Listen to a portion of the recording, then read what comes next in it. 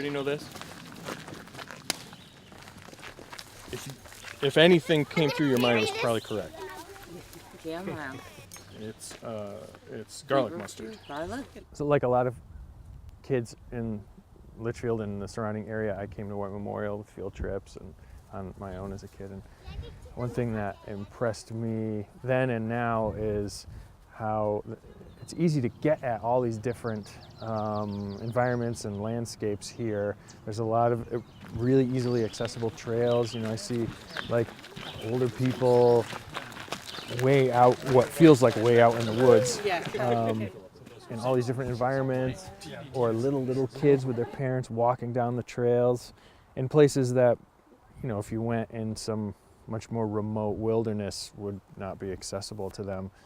But they're getting right up, seeing beavers in the river, and today my daughter and I got, you know, inches away from some little dragonflies along the pond, and you know, it took us 2 minutes to walk down there. What a gem to have White Memorial here in Litchfield, the tens of thousands of people that visit every year, and I think they're seeing a lot of things and having a lot of close encounters with the natural world that you know, they wouldn't otherwise. Every species has a sort of preferred gait. Weasels have 5 toes on their hind feet and their front feet.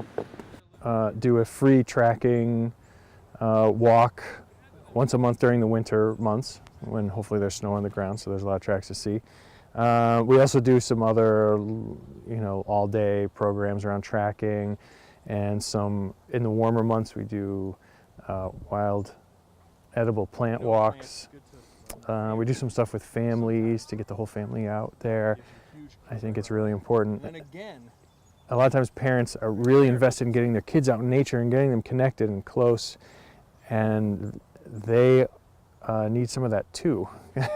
Because when the kids go back home, if their parents aren't out there outside with them, especially the little guys, then they watch their parents and understand what their parents value, so it's important to get the whole family out. It's the relationship that's going to get them to act to protect nature, to protect our world, to be more responsible, to make changes that will foster and protect you know, all the creatures and the beings and the plants and on our planet. Knowing a lot of facts, there's a lot of things, you know, in school that I learned a lot of facts about that did not make me care about them. But watching, you know, butterflies and how pretty they are and how they dance around in the wind and kind of falling in love with them, that's real motivation, much deeper than a list of, you know, information about the butterfly.